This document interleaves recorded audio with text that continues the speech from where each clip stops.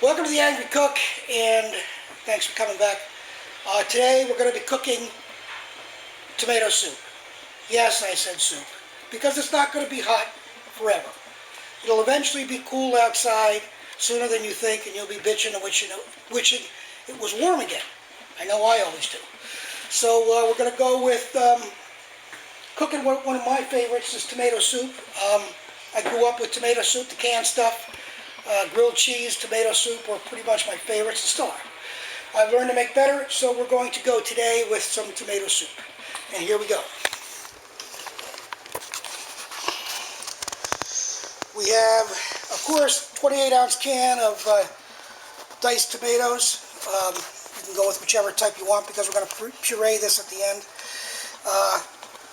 About half a teaspoon of thyme, 3 cups chicken stock, a large onion, it's not a tomato, Jesus, a large clove of garlic, 2 tablespoons of flour, a teaspoon and a half of sugar to counteract the acid in the tomato, a couple of tablespoons of olive oil, extra virgin, which we're going to cook the onion and stuff in, a tablespoon of butter in a deep pan, and I think that's about it. Like I said, we're going to puree at the end, so let's get on with it, and on with the show. This is it. Alright, here we go. Let's get some of this stuff out of the way so we can do some prep work. We have our onion, which I said tomato earlier. There's times I wonder how I walk and talk at the same time. Honest to God. This is a curious onion. It's got a little dried off. Alright. Large onion. We're going to put our garlic through the garlic press, of course, because I find that to be really convenient. Now, we're going to saute our onion, so we're going to put it on medium-high for now and watch it.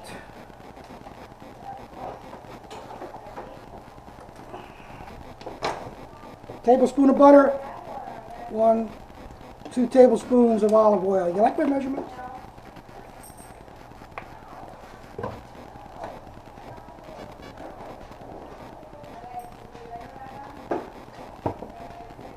Little iced tea.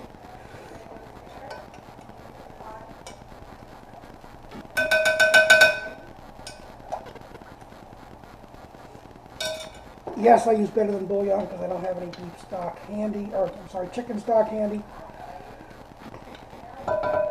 And I'm not going to apologize for it because I like it. So we'll bring you back when this is ready to go. Okay, we're just about there. Let's drop an onion in here and see what happens. We don't want to brown this, we want to turn it translucent, so keep your eye on it.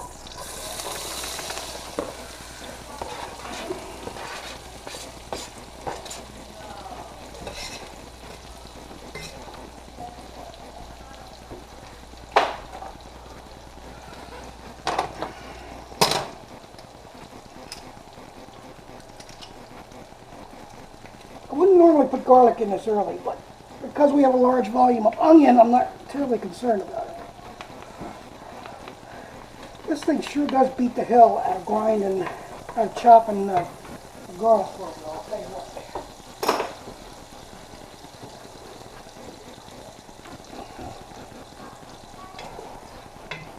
So coat that nicely.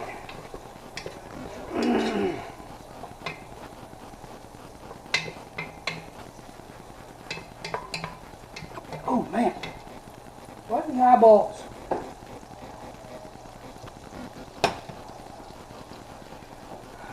Woo!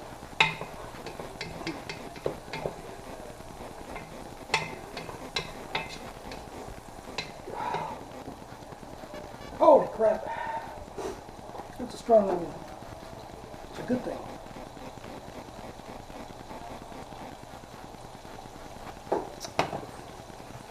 So we'll bring you back when this is a little further along. It's coming along nicely. I think we're just about at the translucent, not brown stage. Pretty close. Next thing we're going to do is dump our flour in here. And I've talked about this before, how we want to stir our flour and cook it out a little bit so you don't get a floury taste. So we're going to cook this for a couple of minutes. At least 2 or 3, anywhere up to 5. We don't want it to brown, so we want to be careful of that. And that will absorb all the fat, the olive oil, and the butter in the bottom of that, and help with a little bit of a thickening agent for our tomato soup. So we'll be back in a minute. All right, we've got a couple of minutes. I think we've stirred that through, so we're going to add our broth. Get all the goodness in the bottom too if you use bouillon and not stock.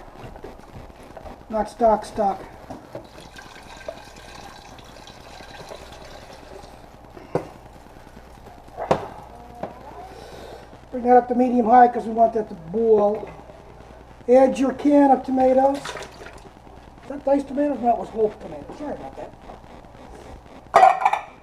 We're going to add about half a teaspoon of this, of the thyme. That's about it. We're going to add a 1/4 teaspoon of salt and pepper. That's more than a 1/4, but doesn't matter. Not to me it does anyway. And the sugar. I'm going to stir this baby up while it boils. And again, we're going to puree this, so don't worry about the damn tomatoes in there. It'll be fine.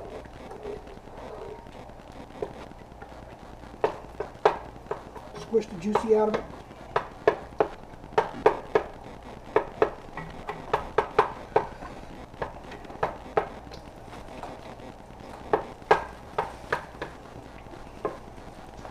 I'm going to add is a little bit of an older tomato, second, I'm going to throw in there too, just because I can.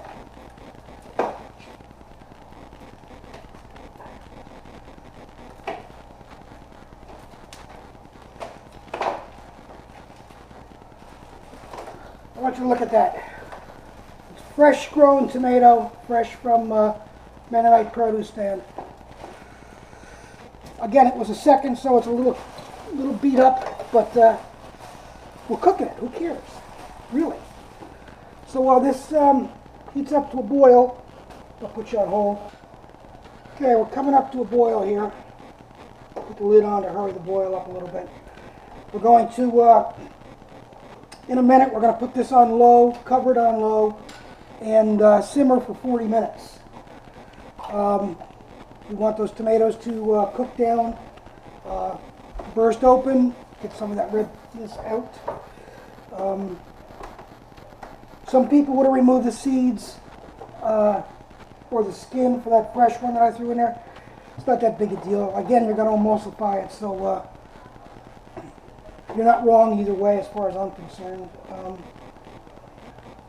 So we're going on. Again, we're going to put it on low, simmer for 40 minutes, and we'll be back with the to emulsify this and then the end product. We're about 12 minutes before this is ending, and I hadn't added any basil to this. I was going to chiffonade some fresh basil and just put it over the ending dish, but my daughter was giving me crap because they've got basil out there, and rightfully so, because I'm going to chop up some basil, fresh basil, and add it right into the pot.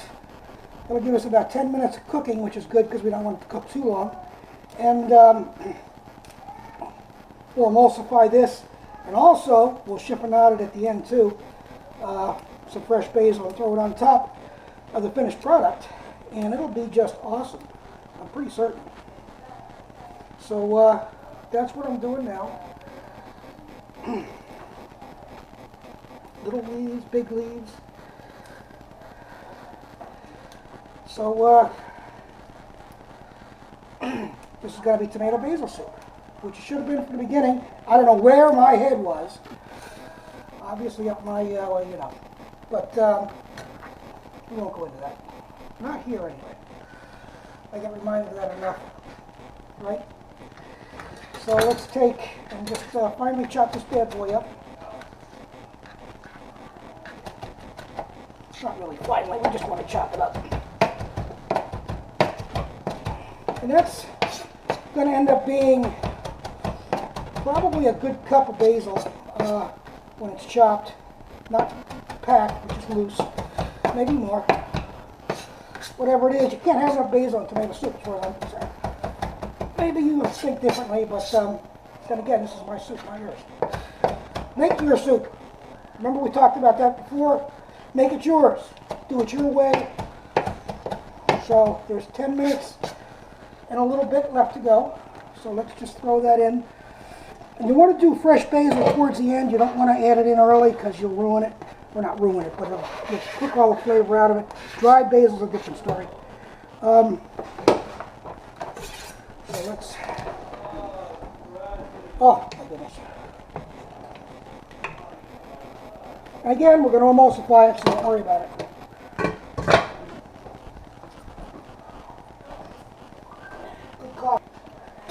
All right, here we go. We're going to emulsify this now with a stick blender. Then we're going to chiffonade some fresh basil and serve it with the chiffonaded basil. So let's see where we are here.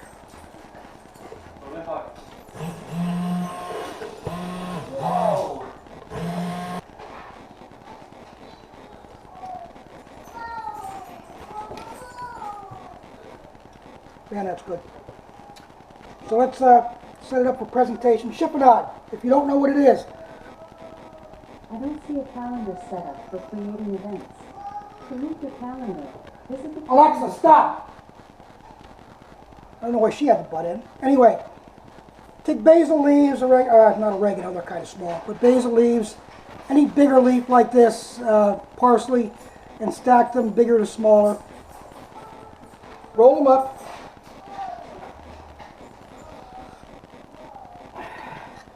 And then cut small.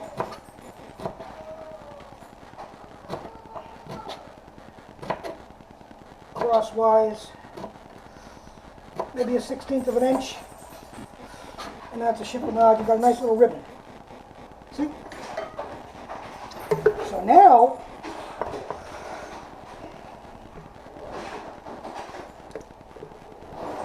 I see an escaped tomato. I'm going to get him later.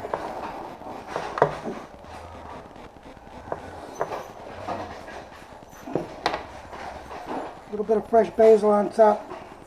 If I had freshly grated Parmesan, I would stick that up in here in a second. Reggiano, Parmesan Reggiano, Reggiano Pecorino, dollop of sour cream would work. Anything like that is good. Just add some garnish to it. But here we are. And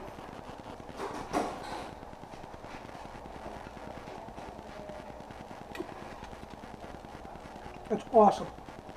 I'm going to go eat that now. So thanks for coming by.